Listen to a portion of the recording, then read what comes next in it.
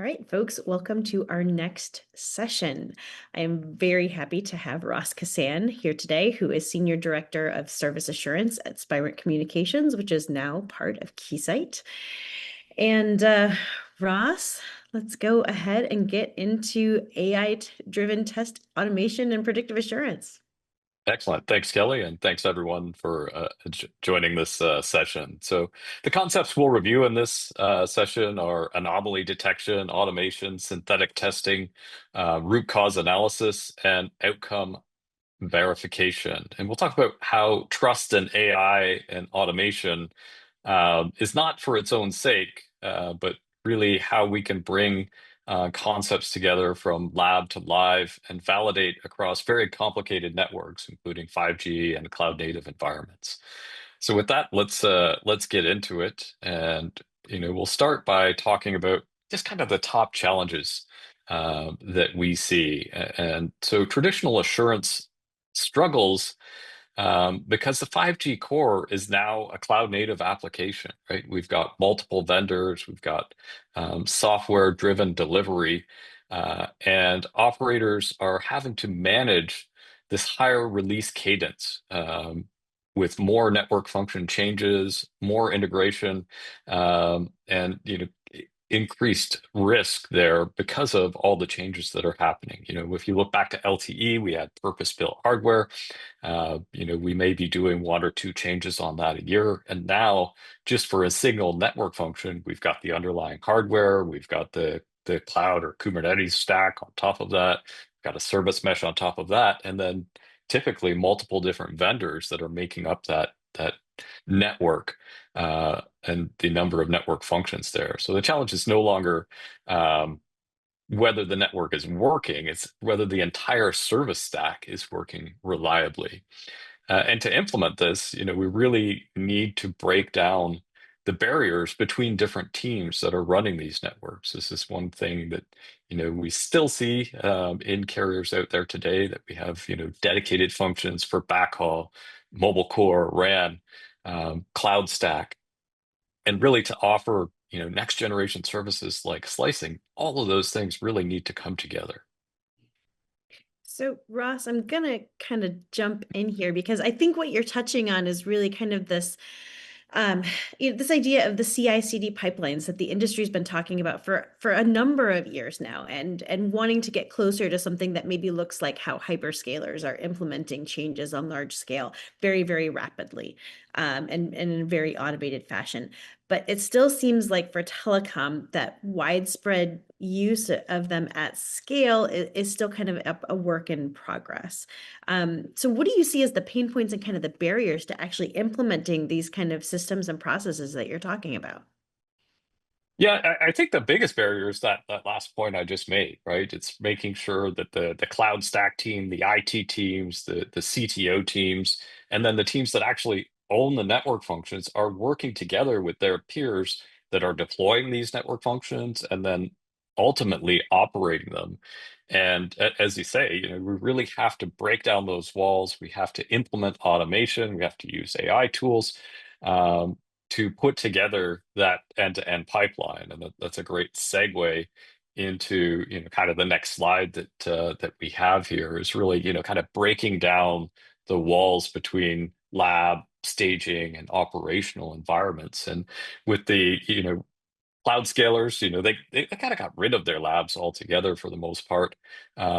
And in a traditional sense, where they're creating just basically a slice of their network that becomes the lab in the staging environment, and really creating the pipeline that goes between these. And as you say, delivering on that continuous integration, continuous delivery. And of course, from Spirent Keysight, we also have to add continuous testing into that, because it's key in each one of those stages, right? So between lab and staging and live operations, we need to be having them connected with a repeatable validation pipeline. And really the goal here is to catch issues earlier, right? We want to always catch issues in the lab phase.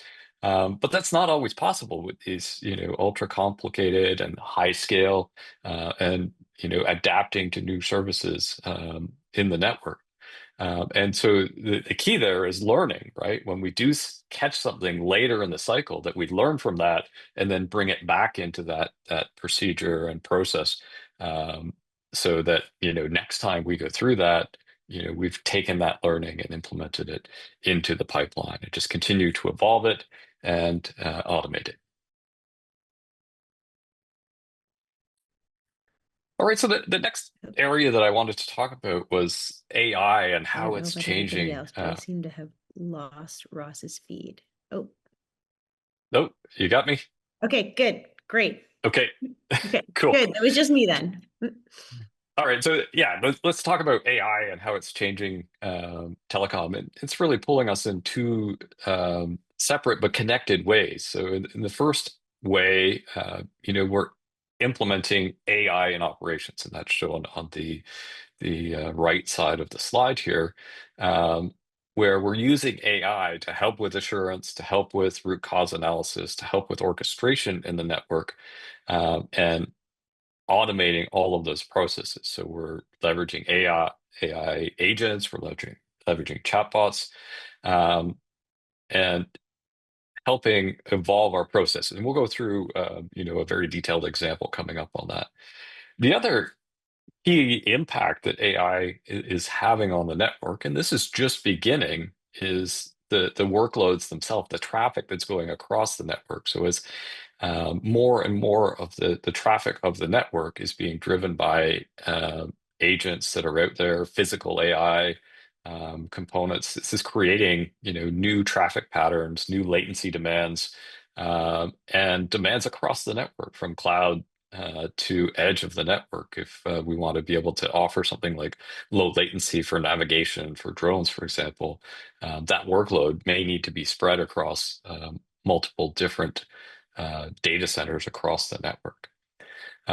So both of these require new testing strategies. So we need to be able to validate the AI tools that are managing the network, as well as the AI-driven applications that are running across it.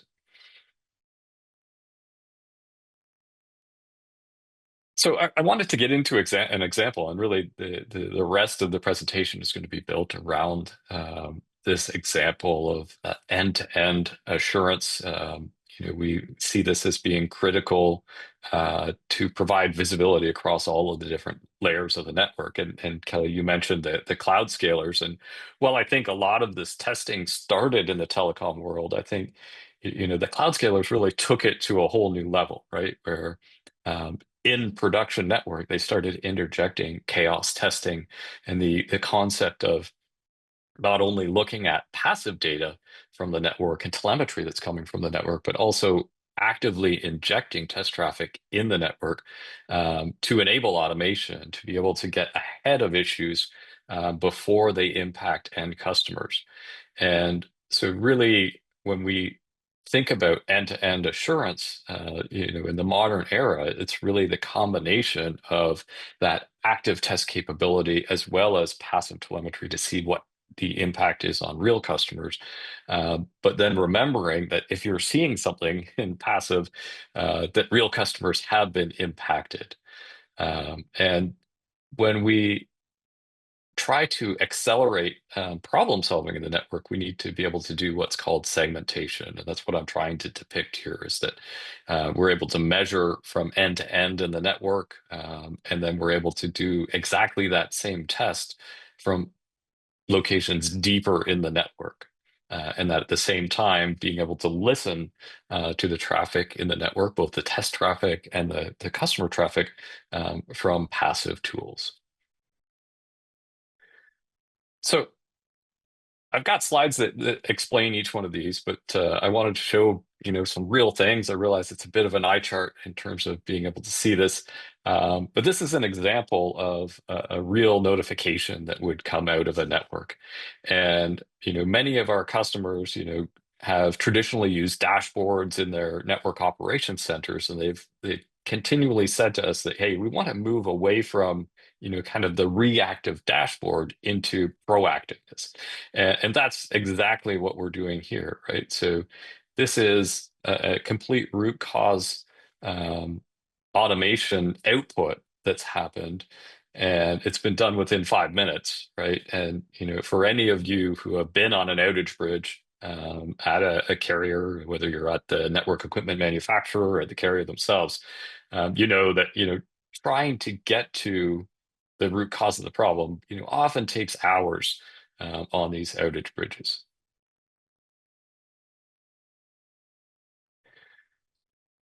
All right, so I just wanted to break down on that slide, what was actually happening. And so we have a continuous test that's running, um, and a threshold has been exceeded. In this case, thresholds can be statically set or they can be machine learned using AI technology.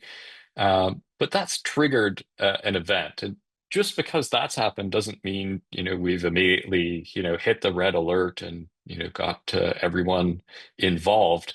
What it means is that we've started that fault analysis process. And what we mean there is, you know, starting that investigation, taking that test and running it multiple times. Does it consistently fail?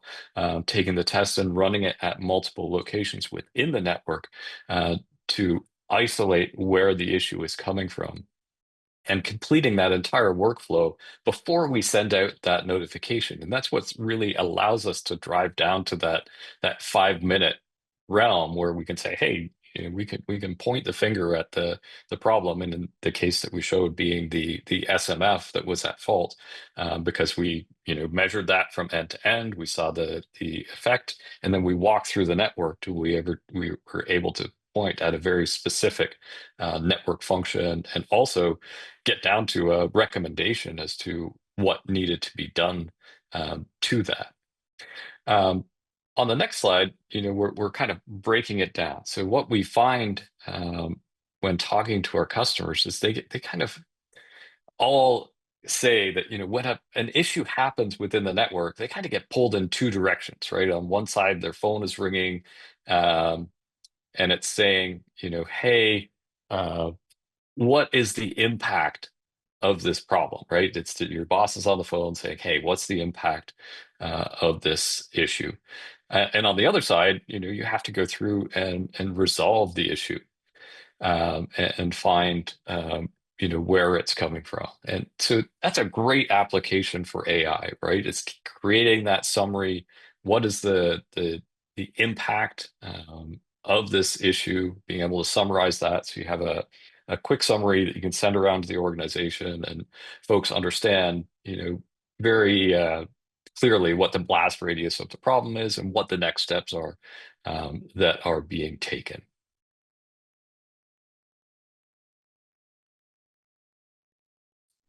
So we can now assume, that we've identified that root cause. We've provided the information in the background. We've provided a chatbot that the human can speak to, or the engineer that's resolving the issue can speak to, and really understand what was done to get to that root cause.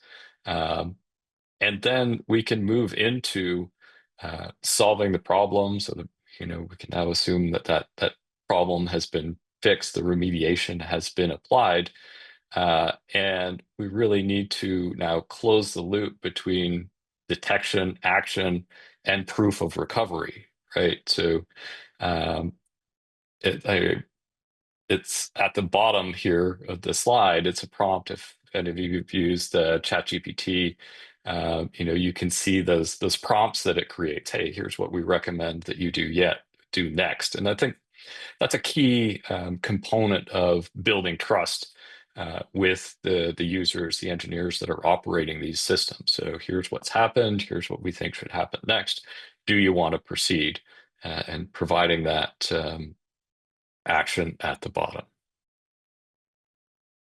All right, so we do see a few questions coming in. So the first one is, how do you quantify ROI for an AI-based test and automation environment? And I think that's a great question, Kelly. I This like is Yeah, I like that one because I think that what you just said about being pulled in two directions at once and have setting your AI to kind of get some of those things out. I think that is something where you could very easily say, okay, we were able to notify X number of people up and down the chain within, 10 minutes instead of 30, or within 30 minutes instead of 4 hours. I mean, that's not necessarily ROI, but there's operational efficiencies Right, there right. that can potentially translate at least to different to more efficient operating. I don't know if you have specific thoughts about quantifying ROI for these kind of things. Yeah, I think that there's just kind of two main inputs that go into the ROI. So the first is the, direct ROI, right? So if we use an AI tool and we use automation and we can get the root cause analysis down from half a day to, an hour or a few minutes, there's a direct impact, right? There's lots of people that their time would factor in. There's the tools that would factor in, and then there's the kind of the indirect value, which is what is the cost of that outage, um, which is credits to your customers. It's brand equity, churn, all of those types of components that go into that side of the ROI. Okay. Do you want to jump on to the next question, or do you want to keep Yeah, going? let's hit the next Okay. question. All right. So the next question was, how do you validate accuracy, bias, and reliability of AI models driving the automation, as well as how do you avoid drift? And this is a nice question, I think, for this particular slide, because you kind of see the AI at work. So I think that it's a worthwhile question to sort of say, how do you keep it working the way you want it to, and hopefully learning things that are of value that send it in the right direction. Absolutely, and I think it's really having that test logic um, that is behind everything, right? So with every change the AI is making, everything it's recommending, there's a test that goes with it. There's results and artifacts that come out with that provide the proof and are the basis of the decisions that are being made. And so I think that's kind of the critical component here.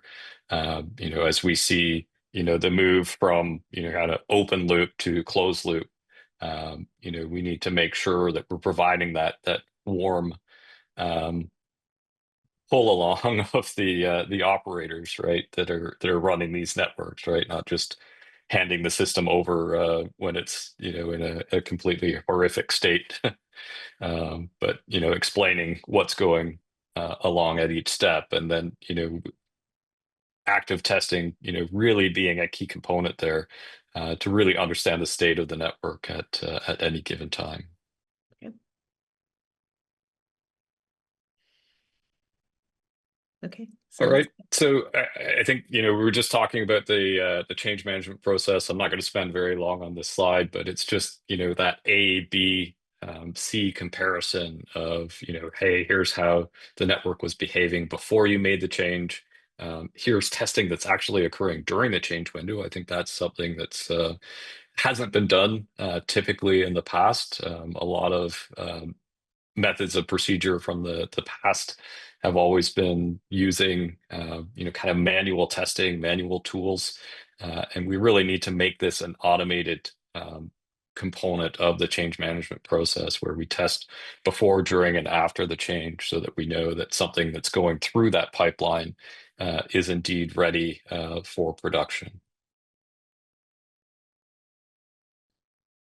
All right, and once we've been through all of that, we kind of get to the end of the testing. We've got the output of the testing, and one of the beautiful things that AI can help us with is not only do you see a great executive summary at this point, you can ask it questions and get answers, and I think that's another component of answering that previous question, right? How do you ensure the validity and accuracy and reliability, and being able to jump from an executive overview down into very detailed test results, and ultimately I know a lot of our customers are saying they don't want to see dashboards, but you get at this point bring that dashboard up to see the behavior of a particular KPI or set of KPIs at the beginning of time, and then as it led into the resolution of the problem that you're solving. okay. So I like this. It reminds me very, I mean, it's very much a chat GPT sort of interface where you get, okay, this is what I did. This is what I'm doing. Here are like your options. What do you want me to do next? And I think this really plays into the trust conversation about, um, I see it kind of playing out here. It's like, okay, you laid out the problem. Here's the test I'm going to run. This is what I'm going to do. And then it's sort of asked permission, so keeping a human in the loop and say, okay, should I do this? And then, the permission is given. So I'm just wondering if you can kind of elaborate for us a little bit on how this kind of fits into strategies for building trust with AI tools for telecom. Yeah, absolutely. And everybody is building towards that closed loop integration, but we see this as a fairly long journey. There's just so much expertise that are built around these networks, and there's so much learning that needs to get built in and into these AI tools. But there's components of that are going to take years, if ever, right? Being able to build all of that in. So, as you said, building in those checks along the way. Really the goal is to make the engineers that are operating the networks, far more effective, giving them the tools like active tests, like passive analysis, making all of that easy to execute in near real time, making recommendations as to what the next test should be, helping folks set up the right test to run, um, and then just providing all of that information back to the engineers that are running the networks. Okay. So one of the other questions that I wanted to ask, you still have one more, or go ahead. We just got one more slide. Okay, good. So But we can go through that. I think we've hit yeah. most of these points actually already, right? Which is, how do we deliver on that trust, right? So it starts by providing visibility across all of the network domains. It's continuously doing active validation to prove out services are working and what the experience customers are getting on the network, whether they're running it at the time or not. We really want to be able to ensure, especially critical services, emergency services, et cetera, are just constantly being tested, so we know that when they are needed, that they are ready. Um, Building in intelligence that can correlate and help engineers prioritize in the network, putting guardrails in place, and then validating outcomes and really confirming intended results as changes are made in the network. Okay. So actually this is really nice ending slide for one more question that I have, and that's sort of automation versus autonomy, and sort of where you see the use and the usefulness of each one individually. You've talked a little bit about closed loop, you've talked a little bit about automation, but I'm just thinking both of those things are sort of aimed at creating efficiencies. People have different levels of comfort with one versus the other, and there are sometimes very different operational costs associated with automation Absolutely. versus autonomy and AI. Where do you see each of those things being applied when it comes to assurance? Yeah, so right now, definitely leveraging automation, right? And we've run into some of those exact problems in customer deployments that we're working in, where you could do a lot using AI. You could dump huge databases of results into AI systems, but as you say, that comes with a very significant cost, both in terms of time and in terms of the token requirement to run that. So putting automation tools in place to execute tests, to ensure that the queries that are going into databases are optimized, and then really leveraging AI to make it easy for the operators of the network to get that information out of the network, to set up new tests, to summarize the results, I think is where the value is right now in terms of how the technologies work together. Okay. Fabulous. Well, I think we have run through all of our questions, and we are actually at time for our session. Ross, thank you so much for the insights today. It was really good stuff to hear. Lovely to hear the real world anecdotes and sort of the things that you folks are running into with real deployments.